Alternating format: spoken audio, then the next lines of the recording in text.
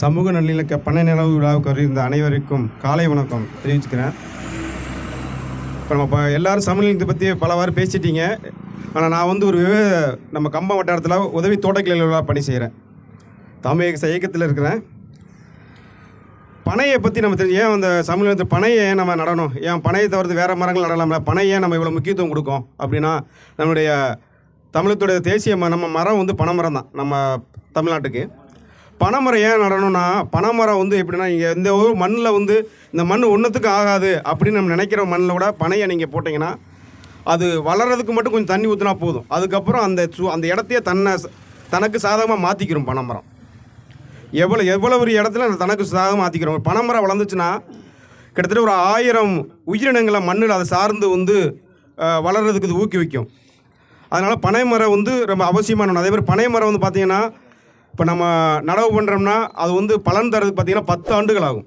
ஆவரேஜாக 10 ஆண்டுகள். 10 ஆண்டுகளுக்கு அப்புறம் தான் பாலையே வரும், நம்ம பதனியை இறக்க முடியும். 10 ஆண்டுகள் ஆகும். ஒரு பனைமரம் கிட்டத்தட்ட வந்து பார்த்திங்கன்னா 10,000 லிட்டர் தண்ணியை வந்து தன்னகத்தை அடக்கிக்கொள்ளும்.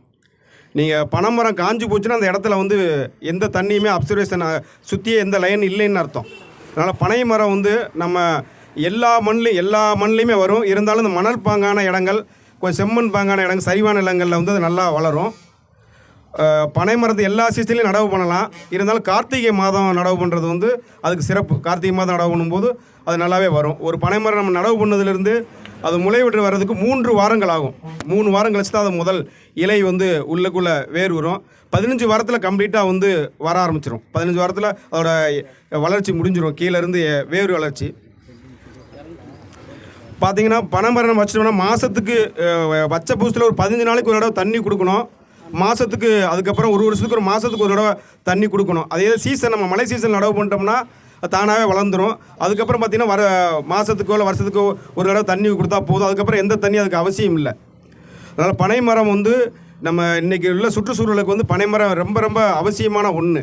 இன்றைக்கி வந்து பார்த்திங்கன்னா மழை பெய்யுது, அதுக்கப்புறம் மழை காலத்தில் வெள்ளமாக போகுது, அதுக்கப்புறம் வறட்சி காலத்தில் தண்ணி இல்லாமல் போயிடுது. இப்போ இந்த சமநிலையை சரிப்படுறதுக்கு பனைமரம் மட்டும்தான் சிறந்த உதாரணம். ஏன்னா மழை காலத்தில் தண்ணியை வந்து தன்னகத்தை எடுத்து வச்சுக்கிறோம்.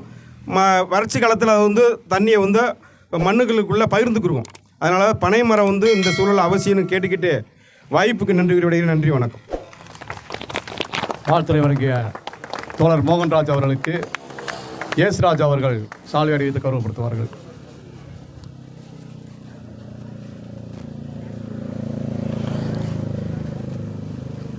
அடுத்தபடியாக வாயர் விலாசினுடைய ஜமாத்தினுடைய பொருளாளர் சபியுல்லானான் அவர்களுக்கு செந்தில் அவர்கள் சாலை அணிவித்து கௌரவப்படுத்துவார்கள்.